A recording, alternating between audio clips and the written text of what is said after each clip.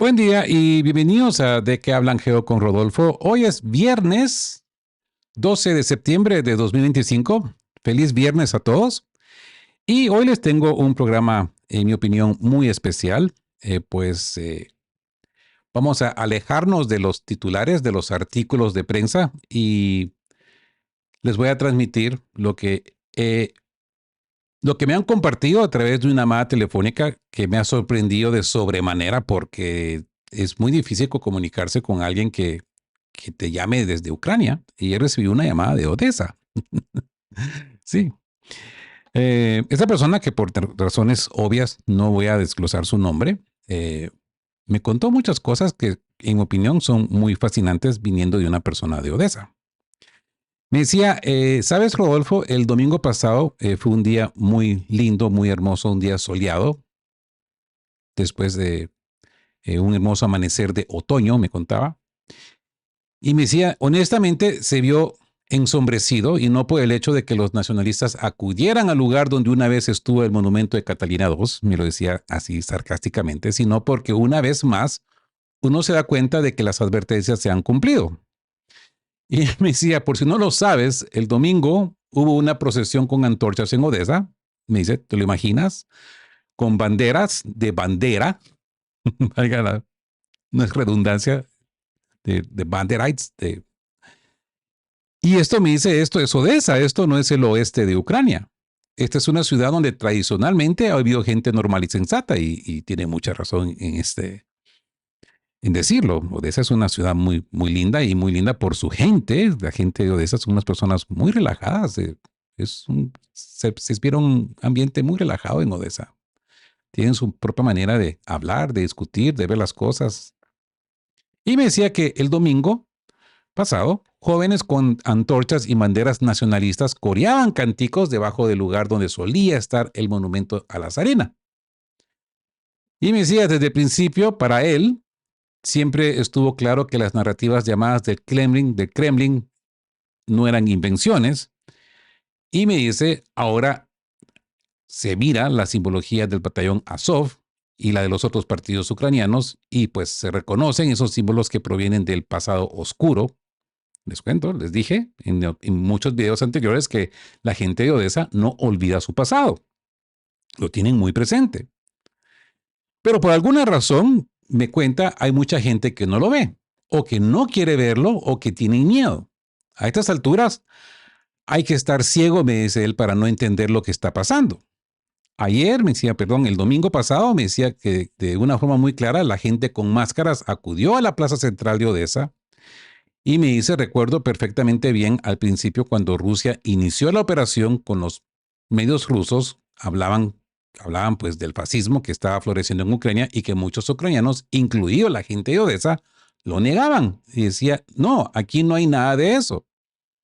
No necesitamos que nos salven. Bueno, me dice, ahora tienen la oportunidad de ver por sí mismos que todo aquello era verdad.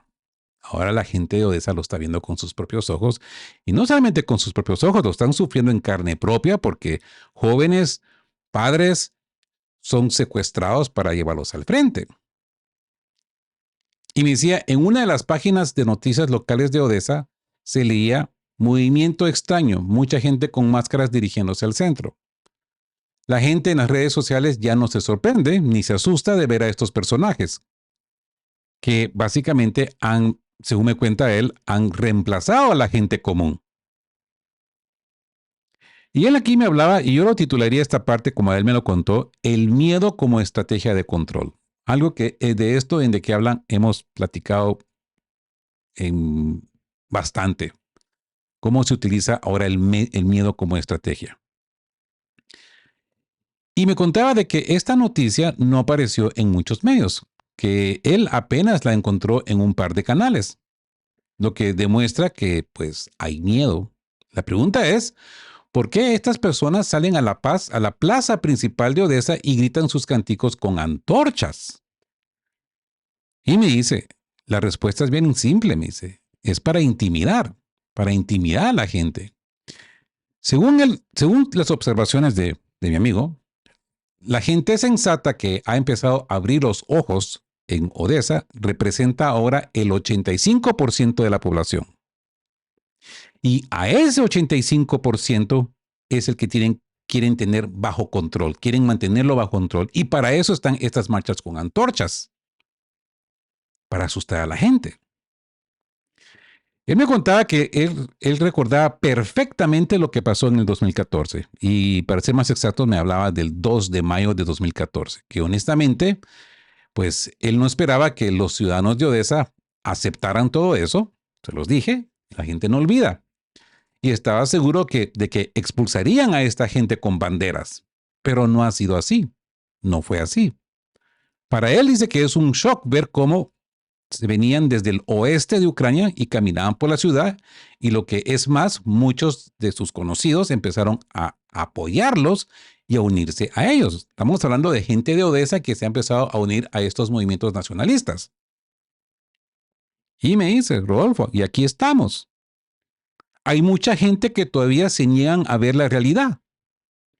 Quizás tengan la vista nublada, quizás se les haga creer de que esto no es nazismo. Pero ¿qué pasará cuando la situación escale aún más? Es triste pensar que la gente no reacciona hasta que ocurran cosas realmente terribles. Quizás entonces se pregunte si hicieron lo correcto o se equivocaron. Bueno, esto es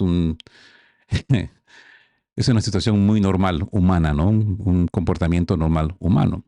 Especialmente cuando se inflige el miedo en las personas, en la sociedad, y se crea un pánico común.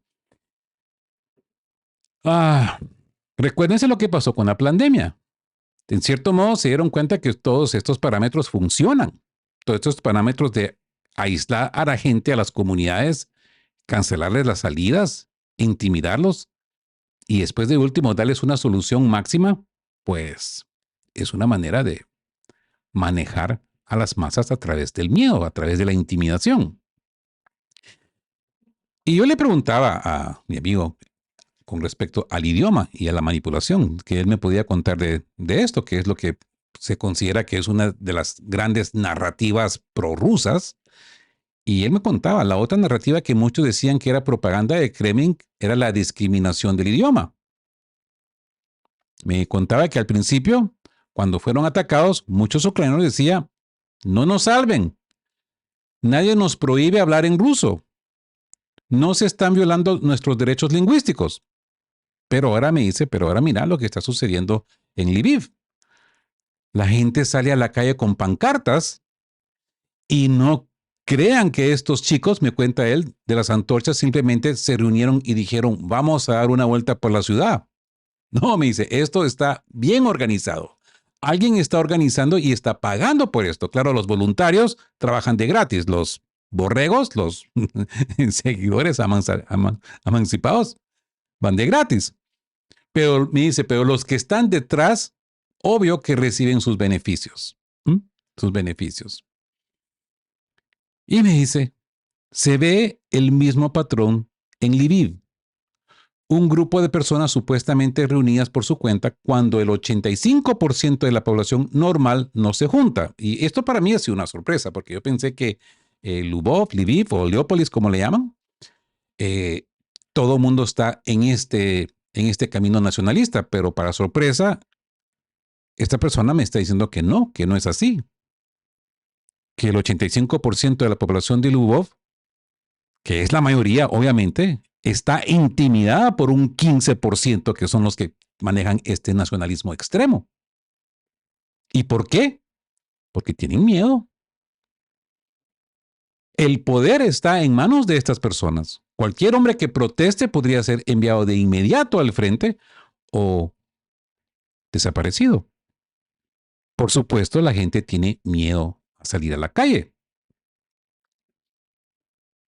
Y bueno, me contó también su opinión acerca de los drones, de la inevitabilidad de la ofensiva, y me contaba que en su opinión resulta que los ataques a Polonia no fueron planeados, es decir, no se identificaron objetivos en territorio polaco y al mismo tiempo es posible que la ruta sea interrumpido por el uso de sistemas de guerra electrónica.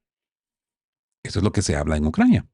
Bueno, la gente de a pie, este 85% que aparentemente pues no sigue al gobierno.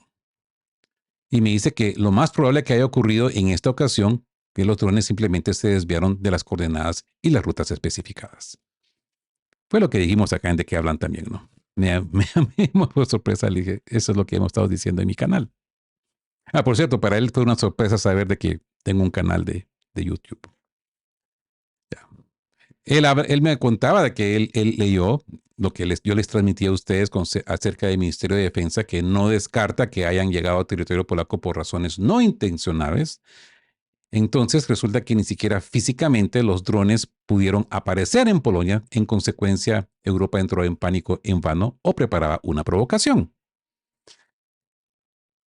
La respuesta del Departamento Militar ruso fue comentada, y como dice él, por el doctor de Ciencias Políticas y primer ministro de Seguridad del Estado de la RPD y observador político Andrei Pinchuk. Utilizó incluso la misma fuente que yo he utilizado. Interesante, ¿no? Y me decía, acerca de lo narrativo de la propaganda del Kremlin, que se les prohíbe hablar en su idioma nativo. Bueno, me dice, ahora lo ven en acción. ¿Y ahora qué van a decir? ¿Que todo está bien? ¿Que son salpicaduras de champán? Y me contaba también que mientras tanto se pasaba la otra noticia importante, que hubo un impacto en el gabinete de ministros en Kiev. Y él me decía, presunto, Rodolfo, presunto. ¿Y por qué? Porque no está de todo claro lo que sucedió. Pero me cuenta que para él lo interesante es de que ese 85% de gente que he mencionado, esa mayoría que se siente rehén del 15%, estaba celebrando ayer este incidente. ¿Ok? Estas cosas son cosas que no sabemos, ¿verdad? Me contaba que para ellos fue un día de fiesta. Aunque solo con un me gusta en redes sociales, pues por lo menos así intentan mostrar su posición. Porque muchos todavía tienen miedo.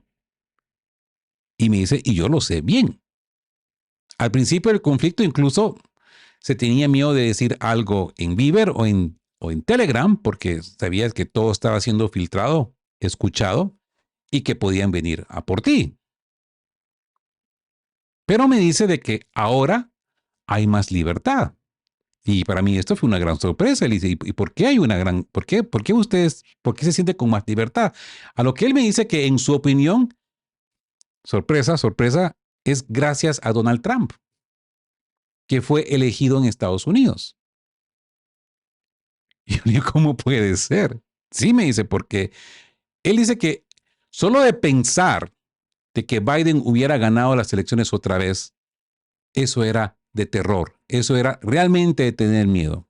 Y me dice que aunque Trump no ha hecho mucho o quizás no ha hecho nada, es mejor que no haga nada, es mejor que no haya nada a las supuestas ayudas que Biden ofrecía a Ucrania.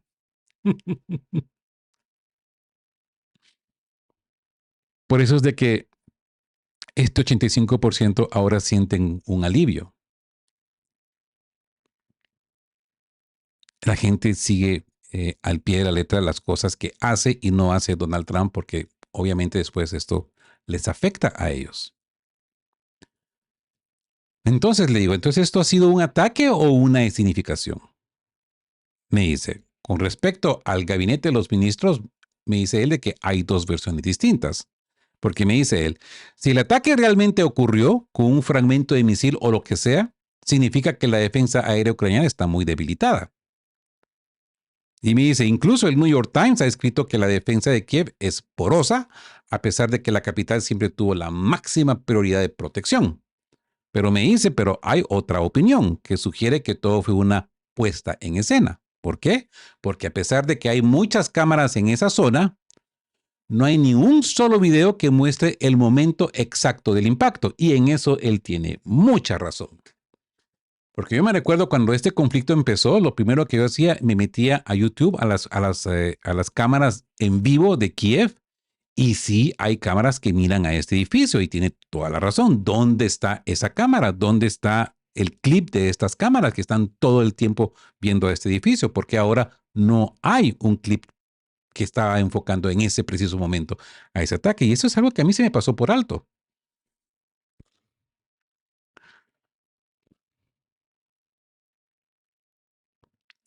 Me dice, esta es una significación. Le daría a Zelensky la oportunidad de volver a quejarse y decir que Rusia no quiere la paz y que Rusia quiere sabotear las negociaciones. O sea que los ucranianos lo tienen perfectamente bien. Y como era de esperar, Zelensky reaccionó afirmando que Rusia no busca una solución pacífica y hace todo lo posible para arruinar las conversaciones. Él me dice que honestamente, sabiendo cómo actúan los estadounidenses y viendo las situaciones en el Medio Oriente, la situación entre Rusia y Ucrania, a él le resulta incomprensible. Él le habla la estrategia del gato y ratón, en una teoría que a algunos les puede sonar a propaganda de Kremlin, que sugiere que Rusia y Ucrania son dos pueblos hermanos y que Putin no quiere cruzar la línea roja, donde no hay una carta decisiva en la guerra, pero la realidad es que Rusia podría haber resuelto todo esto en un solo día, si así lo quisiera. Es claro que Rusia está jugando con Ucrania como un gato juega con un ratón. Y para mí este pensamiento es muy profundo, porque lo he escuchado en comentarios también, porque Rusia no termina de esto de inmediato. Así que no importa cuánto les digan que puede llegar a las fronteras de 1991, eso no es realista, me dice él. Si Rusia hubiera querido, todo hubiera terminado en un día. Parece que Rusia no quiere destruir ciudades, ni quiere que la población ucraniana se vuelva en su contra. El tiempo lo dirá. Pero a juzgar por lo que él ha visto, es muy probable que esto sea la verdad. O sea que muchos de los ucranianos, según él, el 85% están tomando esta visión. Y me hablaba de la advertencia de Orbán. Me decía, hay otra noticia que resuena en Ucrania y es de las palabras de Víctor Orbán, el líder húngaro, que según él ha hecho una declaración audaz, como si fuera un sabio de Cárpatos. Me dice, no tienen ninguna duda de que Rusia ganará la guerra y que después Ucrania será dividida. Me dice, vivimos en tiempos muy interesantes, Rodolfo, y solo el tiempo nos dirá qué pasará. Me ha prometido llamarme otra vez y darme más actualizaciones de Odessa, una ciudad que le tengo mucho cariño. Y pues bueno, con mucha emoción he recibido esta llamada y también con mucha emoción les he pasado lo que he podido captar y he podido tomar notas de lo que mi amigo me ha contado. Espero que haya sido de su agrado escuchar esta pequeña nota hoy por la mañana del viernes. Y así pues, de que si les ha gustado, denle me gusta. Si son nuevos por acá, pues suscríbanse al canal que le ayuda a esta voz disidente a sobrevivir y a seguir contando este tipo de narrativas que no se escuchan en las noticias. Y espero conseguir más informaciones de este tipo, de la gente de a pie, de la gente que está viviendo en este momento este tormento horrible en Ucrania. Así, como siempre les digo a todos, queridos todos, estén juntos, fuertes, siempre busquen por la verdad y sean justos. Más adelante con el resumen de noticias del día de hoy.